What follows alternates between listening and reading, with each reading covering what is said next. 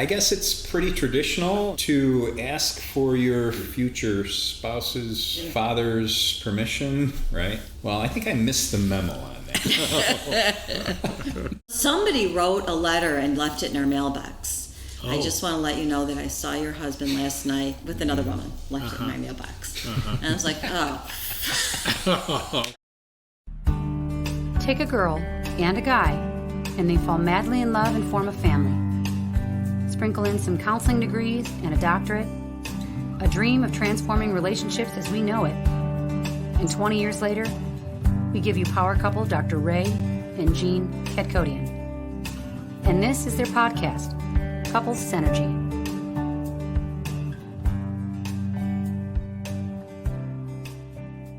And welcome back to another episode of Couple Synergy with Dr. Ray and Jean. Hi, I'm Dr. Ray.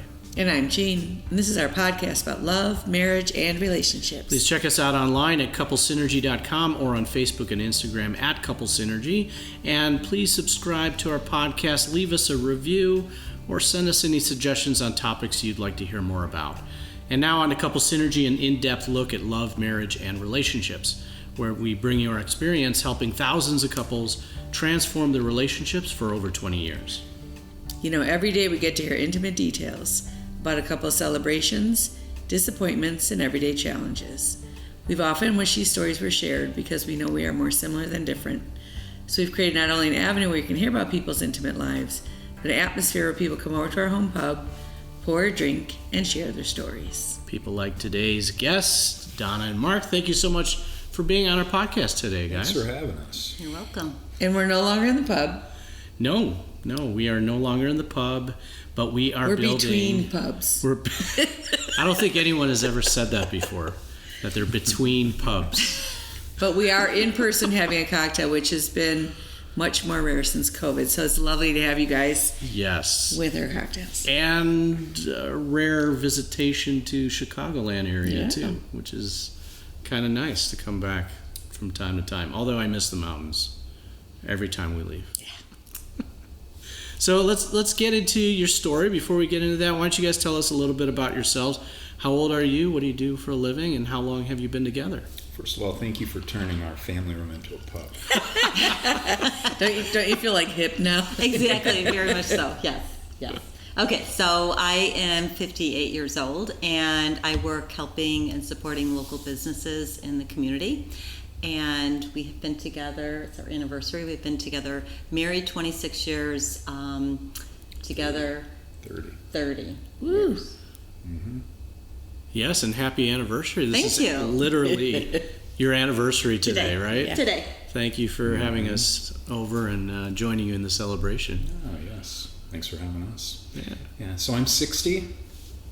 I work in educational recruitment for a private university, and work remotely now since COVID, which is very nice.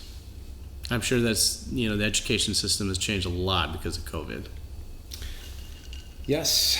Well, and most colleges, universities offer online courses now and have for quite some time. And the educational market's changed quite a bit, where more and more individuals are attending school at later ages, married with children, and they need that flexibility that online provides. So it makes it possible. Can you guys tell us a story of how you met?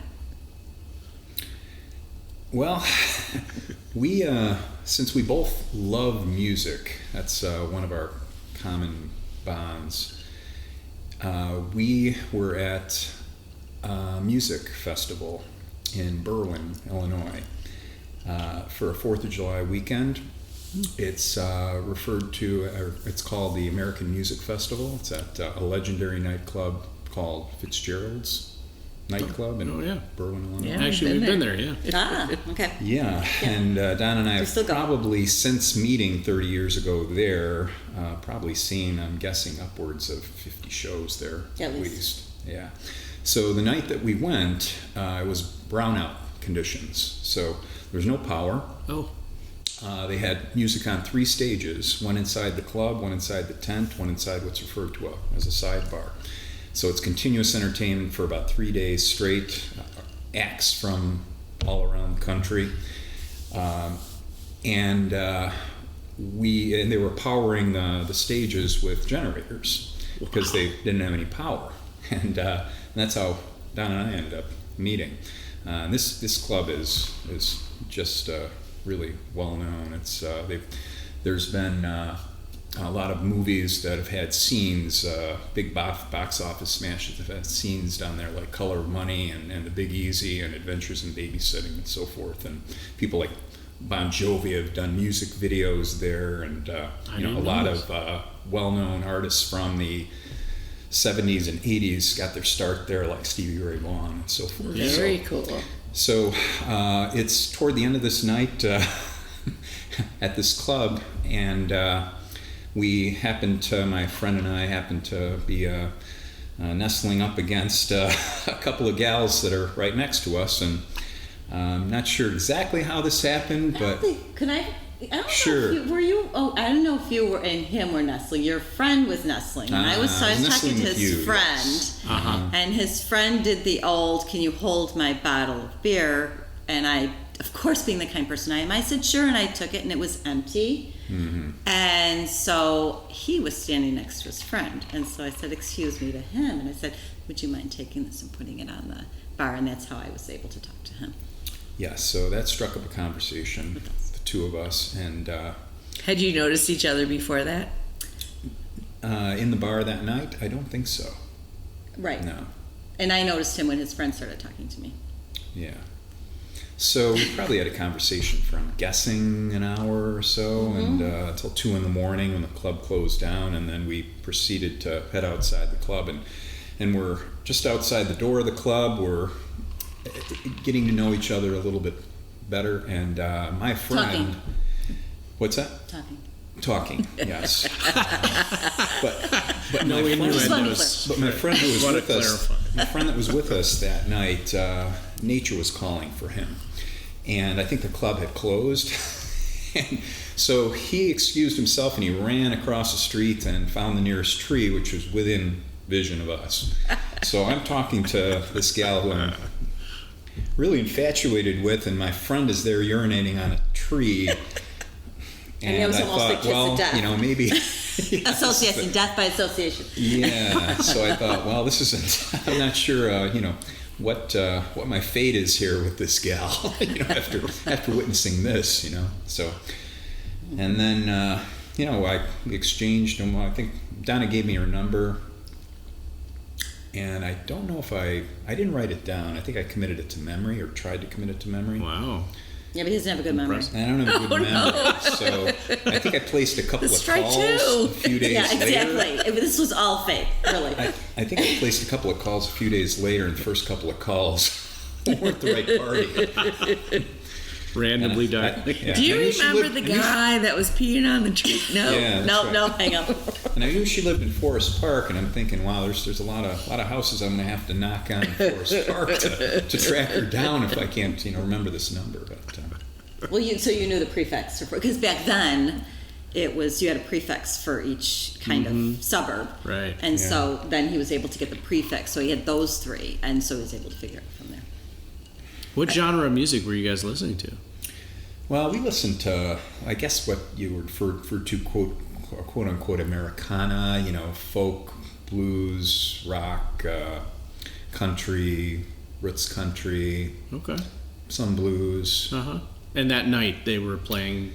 That club attracts quite a wide range, all those What is styles, even bluegrass and, What is Paul Seabar? and punk, and What is Paul Paul Seabar would be kind of roots rock, R&B, very danceable, funky R&B.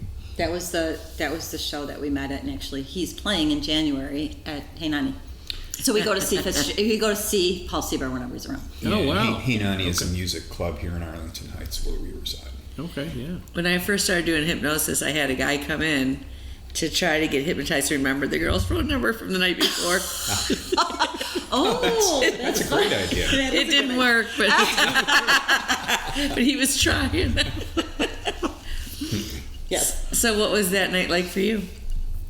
For me? Mm-hmm. Well, interestingly enough, I didn't want to go. And my sister, because I had been in a relationship and it just it wasn't working, and so I just really kind of didn't want to go out that night. But my sister's like, "Oh, let's just go. We'll stay for a couple songs and we'll come home." Sure, okay. So we went out, and it was good. I did not know what to expect. I was just like, we'll see where this goes. Caution to the wind, and we'll see if he calls, and we'll see. I actually was leaving because it was 4th of July weekend, and that was, I think, the first night of the show. So Mark was leaving on a trip that he goes to on a beach every year, and I was leaving to Indiana with my friends. So we were both leaving with our friends for the weekend, for the 4th of July weekend, and so I remember being on the weekend thinking, I wonder if he's going to call. I wonder if that's going to go anywhere. So it was good. Did you hope that he was going to call? Yes. Oh, you did? Oh, okay. Absolutely. Yeah. Despite his friend on the tree. Despite his, yeah, exactly. I'm not sure if she hopes now that I had called. But. Of course I do. Of course I do. And then our first date ended up being, Mark asked me, he's got a lot of interesting friends. Mark asked me to go to another show. Well, it was the second one, because the first one was Benihana. That's because the first one was going to be the show, wasn't it? Well, your memory's better than mine. The first one was going to be, Music show? The music show. But he realized his friends, some more friends were coming, and he was thinking, that might not be good. So, just because they fly together, whatever. So he said, and they might tarnish my reputation. That's very sort of about his reputation. So then he said, let's go out to dinner at Benihana's. Before that, which we did. So How soon did you guys know that this was your person? Why don't you answer that first? Wow, that's a good question. I think probably within a month or two. Yeah, pretty soon, pretty quickly. Yeah. I have to remember this was 30 years ago. We actually hear that a lot. Yeah. Uh-huh. They've actually done some research. This place called Heart Math, and they say your heart knows within 180 seconds. Yeah. Which is interesting. Like, where's that come from? Yeah. Right. Yeah. So, what was it about each other that you fell in love with? Well, I was in a previous relationship for about 5 years, and I definitely felt like I was in love, but probably not for all the right reasons. My heart was in it, but there weren't a lot of commonalities. We didn't have a lot in common. We didn't have a lot of similar interests. Personality types were quite different. I know sometimes they say opposites attract, but I don't know how much longevity there would have been in this. And eventually, I think she saw that, and I think she received some input. Well, she definitely received some input from family members that told her that she should probably play the field, right? Not sure he's quite right for you. And so she ended up breaking it off. And I don't know how much longer after that I ended up, meeting Donna. But having been in that relationship, it helped me appreciate the bond that we had and the commonalities that we had. And I could feel like I was myself, which I didn't feel like when I was with the previous individual. I felt like I had to almost alter my persona to adapt to her persona, And I didn't feel like I had to do that at all. I could be completely myself, and that was very comforting, and and that's what helped me realize that this is probably my soulmate. Well, what about for you, Donna? You're just listening to him intently. You're like, wow. That's interesting. Well, you really don't know. It's not like after you get married, you say, so what did you... Yeah, you can't have that conversation in the first month. Exactly. Even though you're having all those feelings. And then you just go, and then it's so far back because you're forward and you don't think about it. I think that... for me, I was not critical, but I was very much on, this might not work. Just making sure that there were no big red flags, because I had been in a relationship before where it was somebody who just really was very controlling, very wanted to go out all the time, very wanted to, know where I was, and this just didn't work. And so he really good at so what didn't work in your last relationship? And of course it was the control. So I remember I'd go out with my friends and he'd be like, okay, I'll see you tomorrow. And I'm like, okay, see you tomorrow, and which was interesting. because it was the exact opposite of what I had before, which was good. But I think certain things, like I remember getting in the car. You had a sport. It's not a high-end sports car. What was your car? It was a Nissan 240 SX. Oh, right. And I red. had the same car. Red. Was it red? No, mine was gray. Okay, red. Okay. So it's the kind of sports car, and so I get in and I'm like assessing the situation. Little playa. Yeah. And Headlights come on. Right. And then I see this because I know stereos because former boyfriends had high, and it's a high-end stereo, like really high. Thinking he's in debt. This is a high-end stereo. This is not a good sign. He doesn't have it. He still lives at home. He has a good stereo. And I remember, we were talking about it, and then I think you said something, and I didn't even say anything about, the cost or anything, but you were like, yeah, I saved up a lot for the stereo, and I was like, good idea, good. That's a good thing. So I was very, throw it on the credit card. Exactly. Yeah. Right. Fiscally for sure. responsible. For Check. sure. Yes. Exactly. And I think too, just we got each other. We just got each other. That we just, there's that. You kind of go out on a date, and it just ends up being so much longer than you would think. Like 2 days later, it's just you just don't want to leave. And also, I think what's interesting is our families are very similar. So our values are very similar. Yeah. So I think that was important to me. Yeah. You're not like fighting that value all the time. Yeah. Ethnically, there's commonality there too, Yeah. Norwegian, Lithuanian, Bohemian, Right, but just also values and, don't overspend and Yeah. not flashy and just, Yeah. you know what I mean? Where That makes a big difference. Yeah, we don't really fight over money. Yeah. We don't fight over the things that some people might fight about if they don't have the same values about them. And did you guys grow up in the Chicagoland area?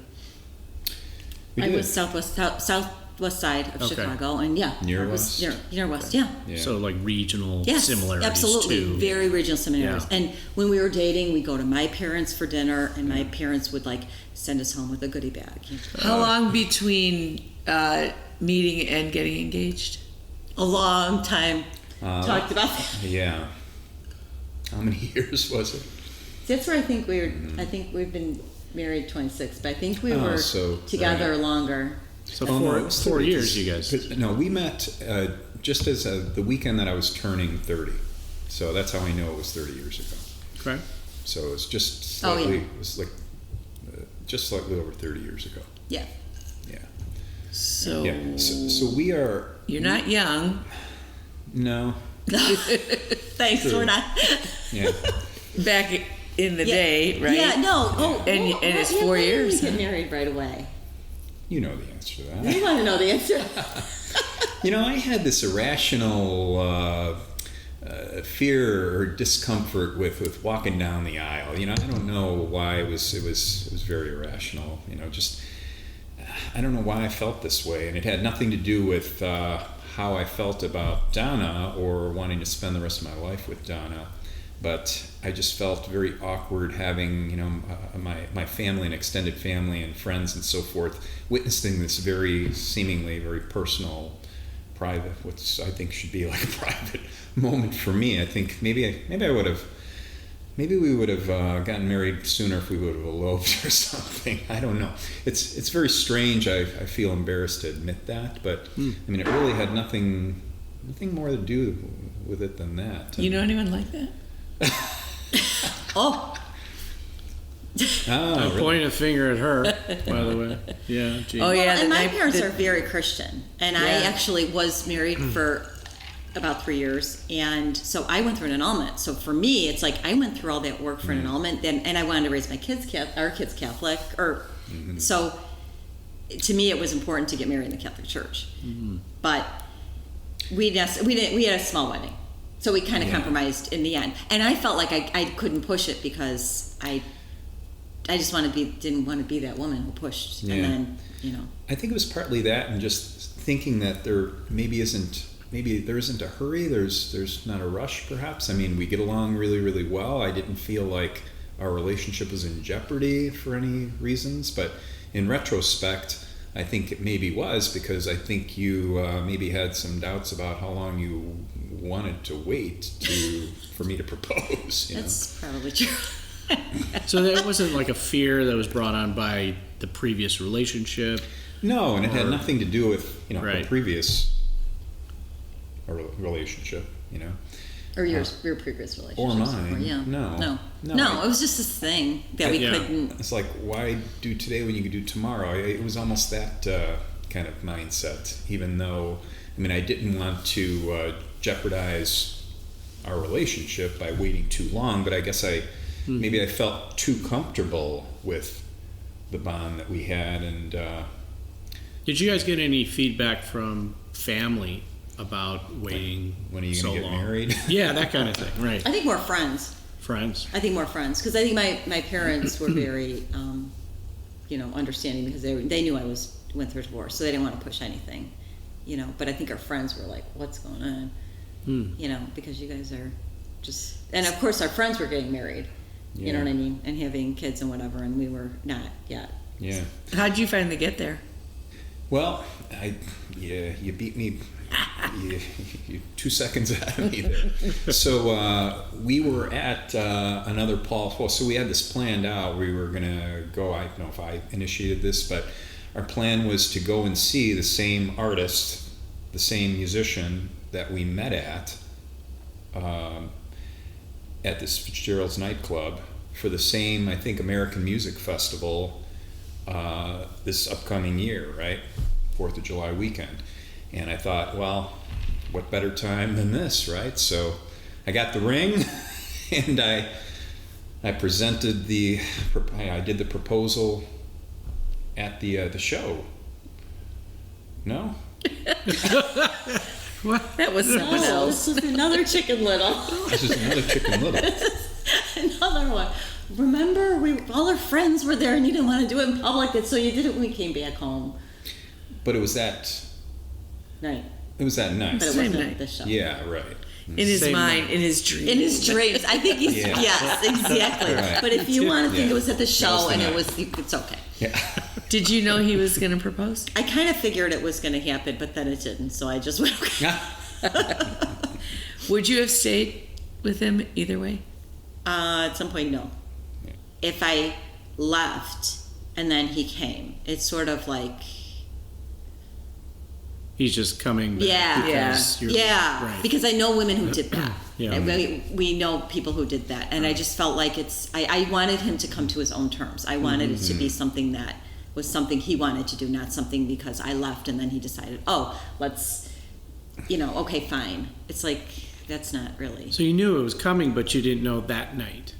I thought it might have come that night because it was Paul Seabar and it was a night, but then when it didn't happen, I really didn't know what was going on. But so I didn't have any deadline, but I knew that at some point I would need to. But then I was in a sticky situation because I had to think, would I go back? Mm-hmm. Because the rest of my life I would know that I had to leave before he had asked me to marry him. Mm-hmm. So did you feel that pressure coming from her subconsciously or anything like that? I think there were some signals there, weren't there? There were some signs. Yeah. Shoes coming at your I never threw anything. Yeah, it wasn't overt or conspicuous, but you had to be a blind man to not kind of sense it, So. When our you talk about when our daughter-in-law and son before they got engaged, every Christmas it was terrible because It was like 8 years. they had the diamonds are forever commercials You coming drive up. down the street and they have the big billboards. It was cringy for us. Right. It's like, no, it's not happening. And he was in a pickle because they didn't have money yet. Mm-hmm. And she didn't want him to buy it in debt or borrow any money. Mm-hmm. So he he was- waited till he could afford it, Yeah. which took some time. And they met in their early 20s and started college later. Right. So they were just starting out in their lives. So yeah, that was funny. Yeah. Right. Did you do anything with her family before you got engaged? We do anything with our family. All right, so Wow, you're like. so maybe I'm going to start blushing now. Well, I guess it's pretty traditional and pretty considerate, right? And the right thing to do to ask for hopefully your future spouse's father's permission Blessing. to marry. Blessing, yes. Yeah. To marry your daughter, right? Mm-hmm. Well, I think I missed the memo on that because I never asked that question. Yeah, no. And well, I don't know.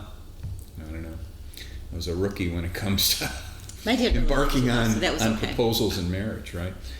So no, I did not ask for permission or blessing. But how old? I mean, you were 30 when we met, so I was like 31. So we were kind of older too, and my parents really liked him. So it wasn't an issue with them at all. Yeah. I think they were like, if you're happy and we see that he treats you well, they were fine. So. Yeah. Did he give you some crap for it though? I don't think so. I No? don't really remember. It's been a while. Yeah, I don't think he did. I don't think so. No.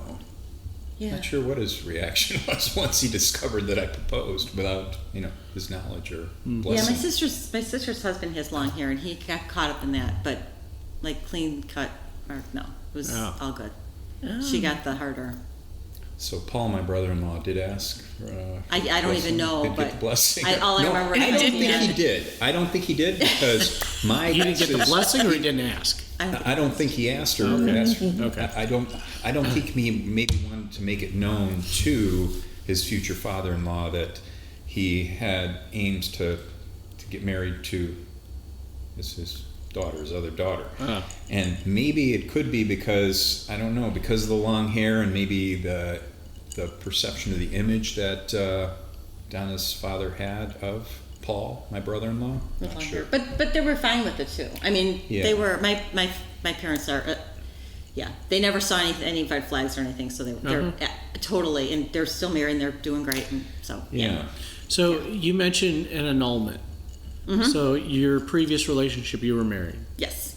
And was that ever something you guys discussed? Was it ever an issue? The only time it was an issue was our first date when we were at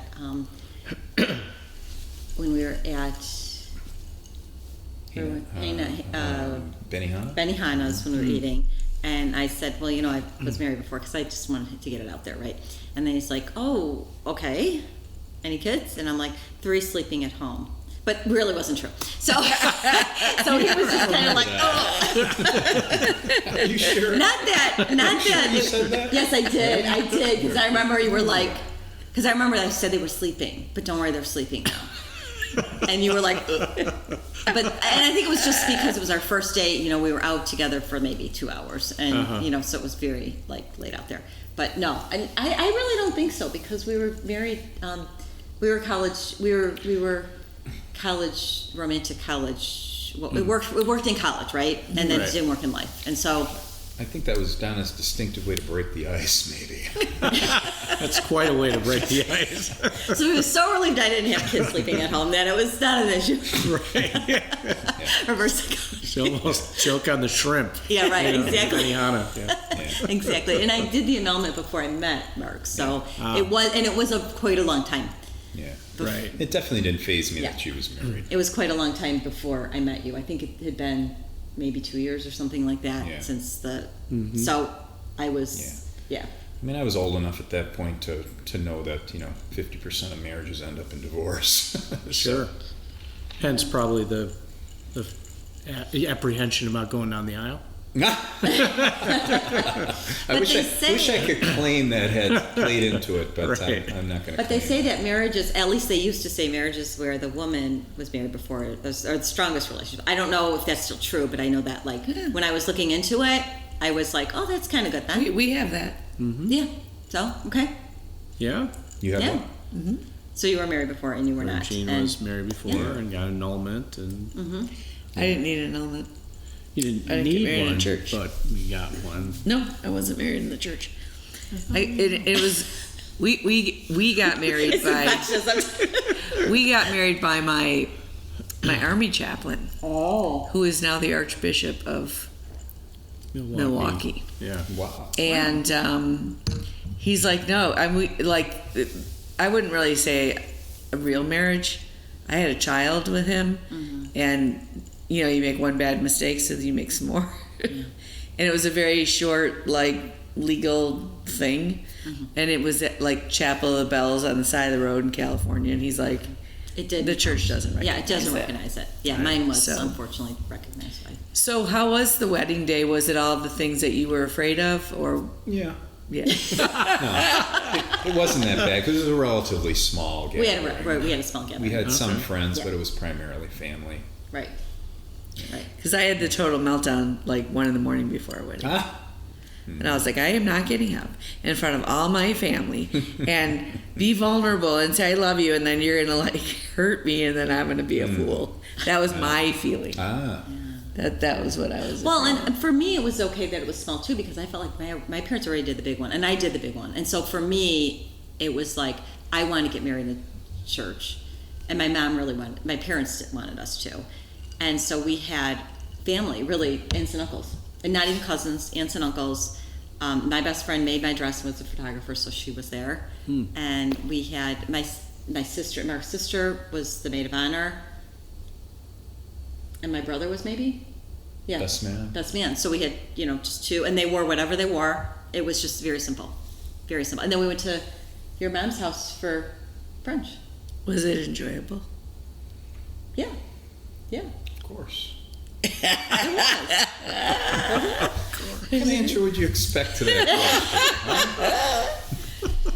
Because for me, it was better than I thought it was going to be. Because I call him at 1 a.m. I'm like, I'm not doing this. And what did you think when she said I'm not doing So some of Is your there a camera on fear me?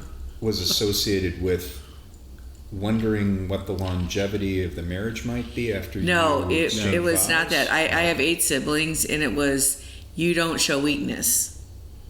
Oh, You I know, see. there's a lot of competition. This is vulnerable. I'm showing my belly, right? It's Yeah. the soft spot. And that was it for me. And he said, you know what, it's our day, and who cares about anybody else? And that's what we did. And we just forgot about everybody else. So And then I was glad we did it. it was important for you to look strong throughout that day and walking down the aisle. Up until that and proposing. point. Yeah. Up until that point, it was Yeah. about what other people were thinking about it Yeah. versus who cares about what they think. This is our celebration and our manifestation of the union, and that's it. Right. Oh, I've jumped out of airplanes and bungee jumped and scuba dived and flown airplanes and joined the army, and walking down the aisle was the worst for me. That was the most terrifying thing I ever did. Oh yeah. I don't even think if my dad wasn't there, I would have probably felt Wow. like I was so shaky. Right. But it ended up being really beautiful. So Yeah. So you guys were both raised Catholic? I was raised without a faith or without a specific denomination. Okay. Yeah, never really went to church. My dad was very religious, but could never align with any specific faith. So he read the Bible regularly and kind of taught us a little bit through the Bible on his own. And I really didn't become Catholic until I met Donna. And then went through the RCIA program, and Yeah. Wow. Yeah. That's that's a process you have to go through. Mm-hmm. So what was that like for you to get married in the Catholic Church? I was comfortable with it. Okay. yeah. All And I right. think for me it was more for the kids, because I knew that I wanted. I really Catholic is what I knew, although I didn't need to remain Catholic. If Mark was another religion, I would look at that. And the kids, they don't need to remain Catholic if they find another religion that they fully believe in, because as long as they're spiritual, and that's a good thing. But I always wanted them to have something to go back to, and I always wanted them to have something to compare to and something that they could look back at. when I was going through my divorce, I could go to the Catholic Church, and it's so repetitious that it's sitting through that ceremony brings me back to when I was 10 years old, up in the St. Rosa upstairs with my best friend next to me, laughing because that's what you do when you're 10 years old, and we were going till one day my mom was behind me and she poked me in the back because she wanted to know why I was going to church and was I there. But I was there, but we were kind of like had the giggles. But yeah, so I just wanted, I felt it was important to me that for my parents, because they really wanted us to marry in the Catholic Church, and then for the kids to be raised a religion so that they had something that they knew. A tradition. Yes. Yeah. / spiritual foundation. Right. Exactly. Yeah. And whether they change, whether they, something else, they met somebody and they were Lutheran or something else, fine.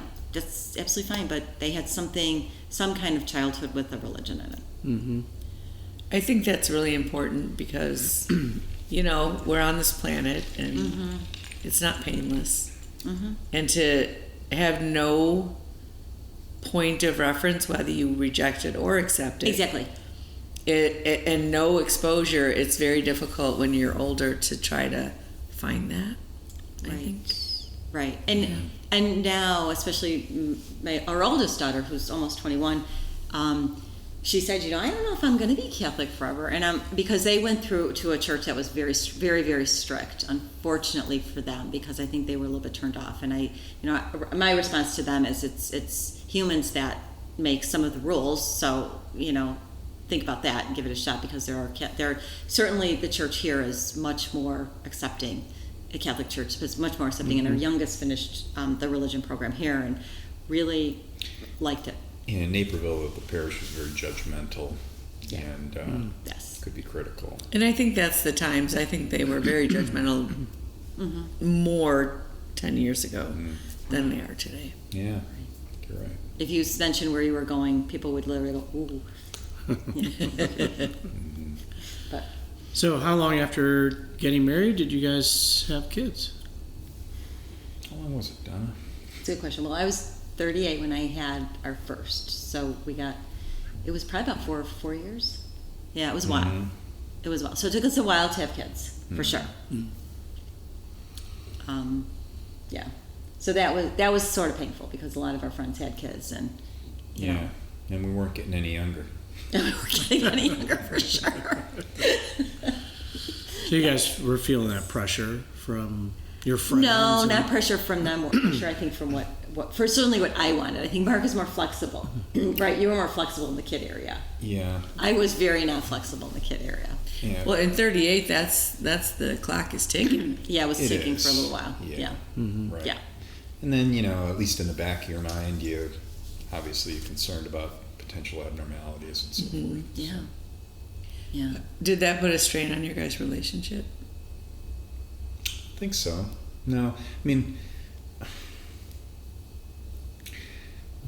the maternal instinct, of course, for a lot of women would make it more heart-wrenching, I think, for her Yeah. than Sort for of, me for sure. through this process of disappointment, leading up to eventual conception, right? So. Did you guys go through like some miscarriages or just none? Yes, we Okay. did. Yeah. We did go through losses, Yeah. which was hard too.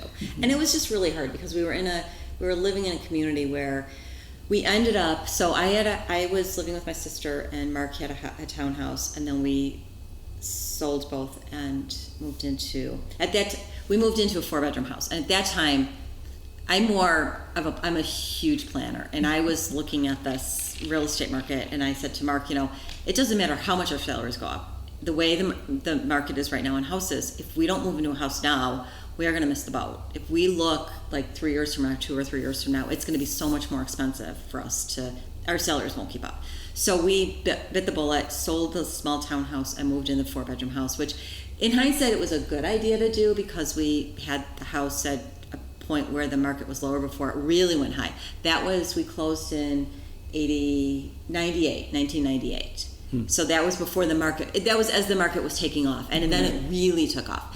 So but emotionally it was hard because we were in a community where there were a lot of kids, people our age and younger that had kids, and we had this 4-bedroom house, and nothing to fill the rooms. we had nothing to fill it.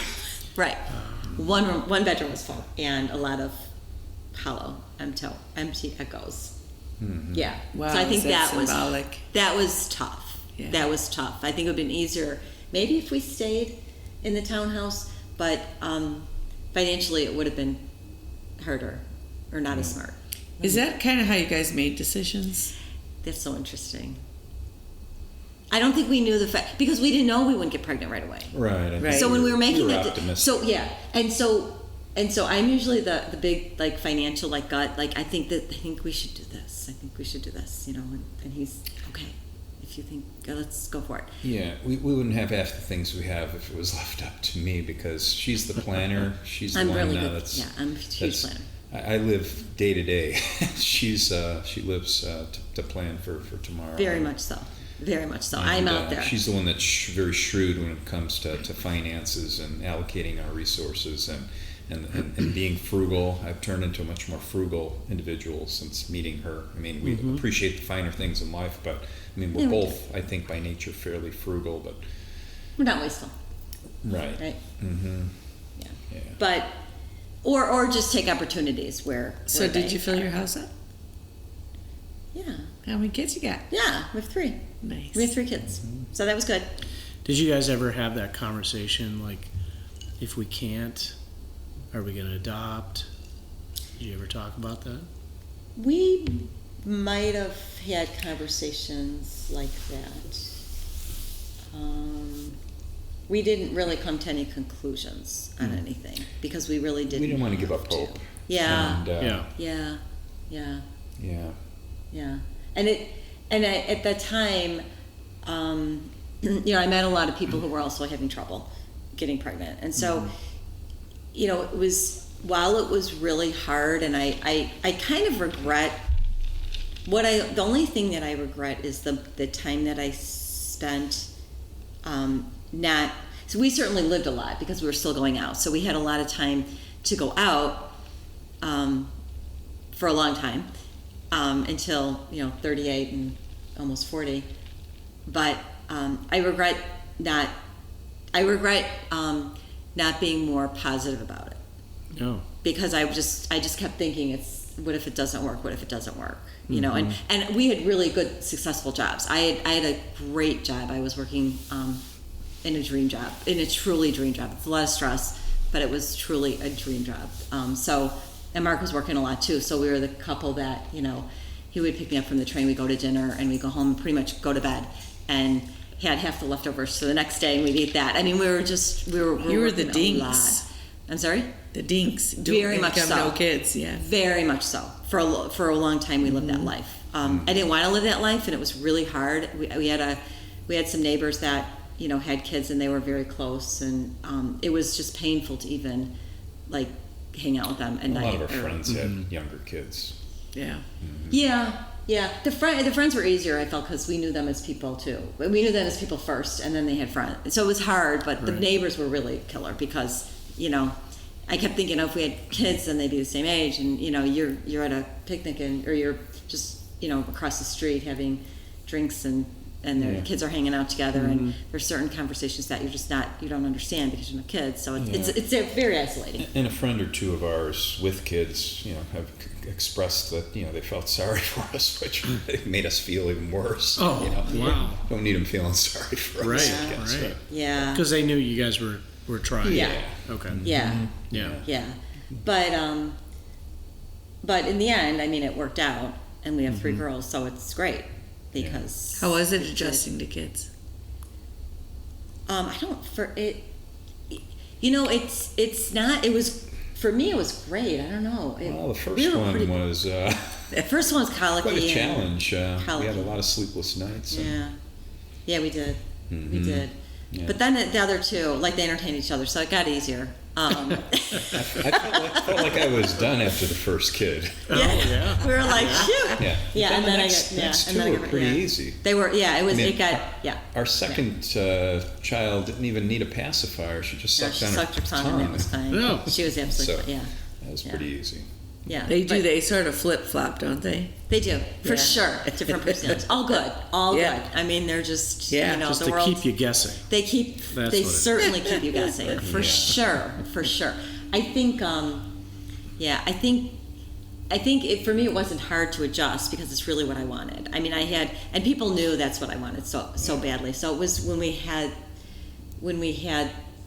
our first, it was, I mean, I had a huge shower up on the top floor of University Hall with a ton of people that came. It was crazy. Looking back, it was insane. But people knew that I was like the worker. I worked there so long, and I mean, Donna's always been a great mother. What's interesting is early on we used the Au Pair in America program and had like a live-in, kind of like a nanny, right? Au pair, Foreign exchange student. The arrangement, they live with you, they go to school here, it's a cultural We need exchange. one of those for us. What's that? We need one of those for us. You have to have a kid though, a small kid.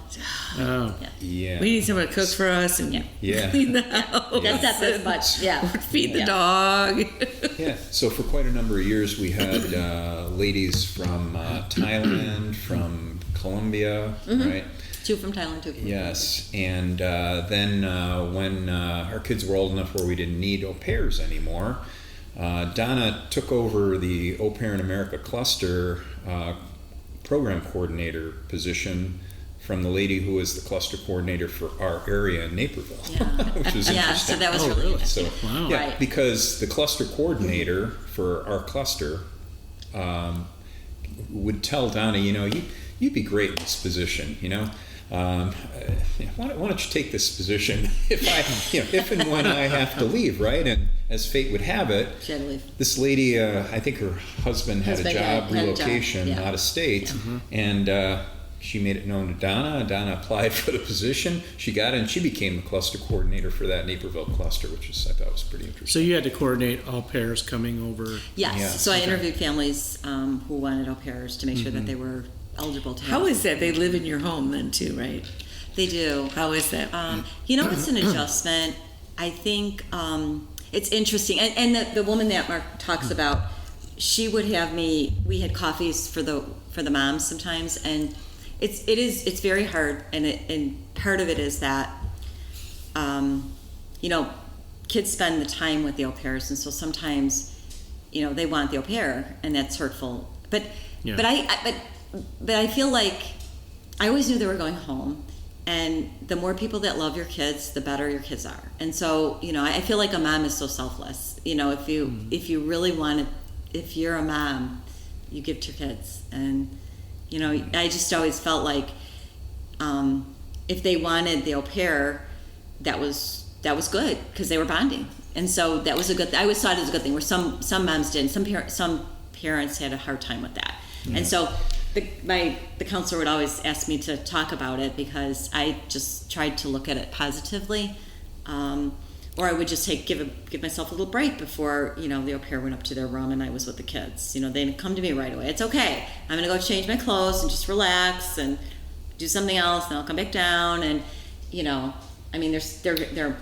remember. They do remember the au pairs, but I'm still their mom in the end. Did you navigate that with them, with the au pairs, and be like, I need some time with them, and no, I never had to. So it just sort of organically happened. I never had to say, out of here. Did you have any control when they left? Well, they can only be there for 1 year with the option of renewing for a 2. year. So they're the max 2. So was that hard for your kids? Oh, it was really hard for the kids when they left. It was very hard for the kids, but. One of our au pairs, my daughter's going to be in Spain for study abroad, and she actually reached out to the au pair to ask what kind of questions she asked us because she was going there, and she's going to live with a family. She's going to be an exchange student, not taking care of kids, but she's seeing it from the other way. And so, you know, it was really hard, and it's hard on the au pairs too. It's hard on us. I mean, everyone. The day they leave, everyone's crying. The day before they leave, everyone's crying. I remember I walked into one of our au pairs' bedrooms, and she was looking at her suitcase. She was crying. I said, "Are you crying because you can't keep everything in this? You can't get everything in that suitcase? Or you're crying because you're leaving? Or what's going on here? Like, we can figure something out, you know." And all of them have, you know, it was hard to leave. They were really good about connecting with us after, I think, at least a little bit, like at Christmas time and whatever. And now the girls are Instagram friends with them. Oh. So that's kind of cool. Yeah. And, you know, especially, it was hardest, I think, for our youngest, because the 2 older ones were in school, and so they didn't spend as much time. But our youngest for sure, spent hours at the table, and she ate very slowly, and they would spend hours together. Well, they spent hours together. They spent the whole day together. Yeah, most of these arrangements were very mutually beneficial. You know, our kids have been in a dual language English-Spanish program since they were about 5, and our au pairs were Spanish speaking. Okay. Well, a couple of them were. Initially, we had a couple of gals from Thailand, and then subsequent to that, a couple of gals from Colombia who were bilingual, one more than bilingual than the other, but Yeah. but it was good. Yeah, For no, it was. for everybody. Yeah, I mean, they appreciated eating, you know, the cuisine that was native to those countries, which was kind of cool. They learned, you know, from these au pairs, and We do have kind of a funny story, though. I remember that there was one time when, you know, I was working a lot and exhausted, and, you know, we went to go see shows quite often, and Mark was going with his friend to see a show, and one of our au pairs was going, and her friend, and I was exhausted. I'm like, please give me the gift of my bedroom tonight. So I need sleep. I just have to go sleep. So Mark went with his friend. And this was at the same club that we met at. This was the same club that we met at. Yeah. And it was our au pair and her friend. And I was going to go, and I think actually I was going to go with our au pair, and then I didn't go, and so she invited a friend. So it looked like somebody who I still don't know who it was. It looked like a double date, and my husband was out. Right, because the club was pretty crowded, and you had to be pretty close to people you were with, right? Right, You're right. laughing, having a good time, Yeah, right? exactly. Yeah. So somebody wrote a letter and left it in our mailbox. I Oh. just want to let you know that I saw your husband last night with your au pair, blah, blah, blah. Well, it wasn't with your au pair, with another girl. because they didn't another know woman. Yeah. it was yeah. our au pair. It was another Yeah. woman with another woman left it in my mailbox. And I was like, oh. Just an anonymous note. Yes, it was an anonymous How did you note. feel when you saw that? Well, initially I was like, you know, I really hope that, like, I mean, I was the one who said I didn't want to go. And I'm living in the house with the au pair and Mark. And I know, you know, I kind of get a good sense of what's going on, and I think I know Mark and I trust him, so it wasn't like I felt like, should I be worried? But I just felt kind of like, oh, I hope like people don't think something different. You know what I mean? Just because that's not what it is. Yeah. And I didn't know who it was to talk to them. Yeah. So Right. And this was the au pair that we liked the most. The most. Who fit in with our family. she and our was kids like, the yeah, most. yeah. So it was a very friendly, very casual kind of arrangement, right? Yeah. So I can Where- see where somebody would think that Yeah. something was going, for sure. And you knew he was going out to that. And I knew club he was going anyway. out, and I knew Yeah. she invited a friend because I wasn't going. And, you know, she was just, I mean, the thing, you know, the interesting thing about having au pairs is that you really see the parenting on the other end. That's what I loved about having au pairs too, because we got to see what the girls were like at 18 to 21 or so, 18 to 21, 23. So you kind of The like youngest can be 18. yes, Au pairs. and Okay. the oldest could be like 26 when they come. So Yeah. you see, you know, and we had 4 girls, so you see like how they assemble in your family, what they watch for, and just their goodness or their lack of maybe paying attention to certain things. And so it's kind of cool because you're raising your kids. My job is to raise kids that are, you know, functioning in society, right? And good kids, you know? And so it's kind of cool to see, what do I do now so that they become the one? And Lauren was the one. I mean, she was just so genuine. She was so, she would help the kids to the point of, I remember we were in the car and Lauren was driving and I was in the passenger seat and Amy was in the back, and one of her friends came over and then left our house and went to play with the kid down the street, and we were driving by and Amy was like, oh, that just feels weird. Like, kind of like that switch. Yeah. And Lauren, who's so amazing, she said, yeah, that feels weird to me too. Like, sometimes I see Instagram pictures with my friends have gone out and I wasn't with them. And Amy, my daughter, was like, oh, it happens to you too. And like, they were so good about being the older sister, about being so kind, about, so yeah, I mean, I'm not on a tangent, but it's... How many au pairs did you guys have? We had 4. 4, okay. What was that like for you, Mark? Having the au pairs? Mm-hmm. It's a very different relationship to have with a female person. Mm-hmm. Yeah, I enjoyed the arrangement. I mean, to a greater or lesser degree, depending on the au pair.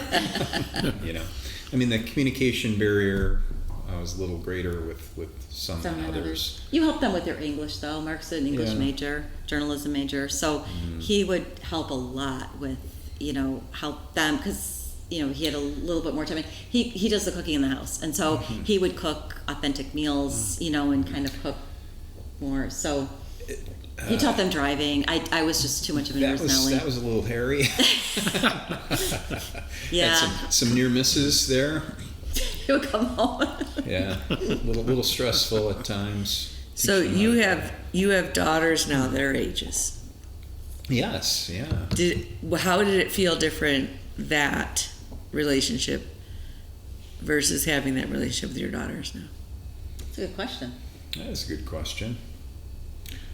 I guess once you get to know the au pair, especially if you like the au pair and they're working out well for you, it almost becomes like a daughter, like an older daughter, like a bigger sister for your kids, So I hadn't really thought about that, but I mean, it's a different dynamic, right? Because they're not your kids, even though they were roughly the same age as your oldest kid is right now. Right. But see, I still felt responsible for them. Like, I would tell them, leave your shoes at the front door when you come, because in the morning, if I'm up at 6 and I don't see your shoes there, guess what? I'm coming in your room, or I'm going to go find you. Like, I just want to know you're safe. That's all. Because and now having a daughter going off to another country, like, I hope the host mom does the same thing, and cares that she's came home the day before. Yeah. You definitely felt responsible for them, like they were one of your kids. You kind of almost had to treat them as one of your kids, because they're staying with you, they're in your house. To a certain extent, you are responsible for them. When they want to go out to the bar because they're old enough to get to a bar at 21, right? Yeah. And they maybe want to spend the night somewhere else, and they're we the first time this happened, not that this happened repeatedly, but the first time it happened, it was unbeknownst to us, and the au pair just notified us, I think at 2 a.m, with maybe a text that I won't be home tonight. Basically, went out to the bars and didn't return home, right? So you guys you pay the au pair also, right? Right. So like the responsibility is very different, because you feel responsible, but then you're also paying them, their employee, right? It is, but they're also part of your family. If you do it, and being a counselor, that was one of the things I talked about with host families. What do you expect with an au pair? There could be, the best fit is a fit where the au pair and the family are looking for the same thing. For us, it was always, they're really part of our family, and we always said to them, you can go with us wherever you want. When we're going out, welcome to come. If you want to be with your friends, absolutely be with your friends. That's okay. That's okay with us. Don't feel like you have to come with us. But certainly, we were the house sometimes that au pairs came to. You know what I mean? And they were always so kind. They would come to us and say thank you for having us, and it was great because then we could tell our kids, when you go to someone's house, thank the parents. I mean, that's what just to us, we were able to see that, but we were still they were still part of our family, and We were responsible create a for each bond. other. Yes, we were responsible for each other. And ironically, we're dealing with that right now with 20-something. We're still responsible to each other. So we're not saying no, you can't go. But if you leave the house, kind of like I don't leave the house and not tell anybody where I'm going. So it's sort of like that mutual respect of. And an au pair is different from a nanny that comes for maybe 8 hours and then leaves, right? I mean, an au pair is someone who lives with you 24/7. And they got nowhere else to go. They've got nowhere else to go. Right. So we're their home. So fairly quickly you assimilate. I mean, you bring them into your family and they become a member of your family and they feel like a member of your family. Sure. They feel like a kid, I guess. Right. Like an older kid. Again, like my parents did some foreign exchange students, and they still have quite a relationship with them. Yeah, that's good. It's almost like having an apprentice. It's kind of cool. What's that? Like an apprentice that would back in the day come and live in your family. Yeah. So, but it's interesting because the same relationship you had with au pairs, sort of the driving, the cooking, the way you interact with the au pairs, you interact with our kids in that same way. Yeah. Especially with them being older now. Yeah. So they're definitely parallels for sure. Yeah. So last question. What is it that your partner does that you know they love you?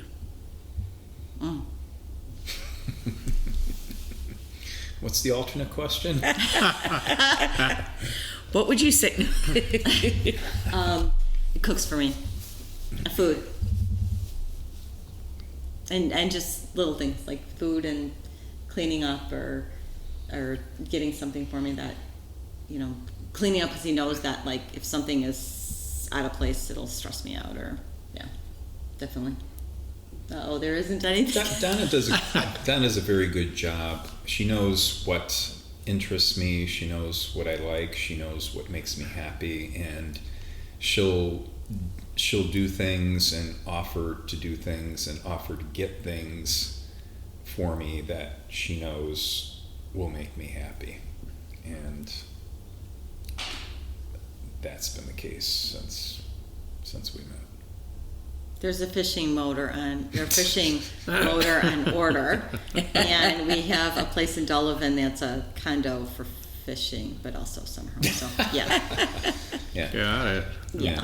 So I've been dealing with we this, made it work for the family, made but it I've been dealing with this malfunctioning outboard motor for the last 2 years, and I've had this. There's this no functioning ones; they don't exist. I know this that one for didn't a fact. at all. This one, I've had this mechanic in Wisconsin working on this for I don't know how many, about 2 years now, and he just can't seem to solve the problem, right? So, and I've had a couple of occasions where I'm out on the lake and I can't get the motor started, and I've run out of electric motor power, and now I'm paddling my way back to the dock. It's very sad. And Donna's sitting on the dock one day watching me at the bow of the boat, just paddling my way And back. she jumps in, grabs a rope, starts he would have the swimming. same thing In 90-degree heat, right? Yeah. And she's looking at me. It dawns on me that she's sitting on the end of the dock, and she's looking at me, and it's a little embarrassing for me. And she says, why don't we buy you a new motor? Did you take video though? No, I didn't. I should have. I really should have. I wasn't that. We should. Yeah, I felt so bad for him. I couldn't even. It was a sight I don't want to ever see again. Well, Donna and Mark, we want to thank you so much for being on our podcast today. Thanks for having us. Thank you for having us. Yes. People have been sharing stories since the beginning of time to bond and heal and grow. And we hope by you guys sharing your story, it's enriched your lives and the lives of our listeners. Thank you. Thanks. I want to thank all of you for joining us today on Couple Synergy. Our passion is in helping couples and people have happy and healthy relationships.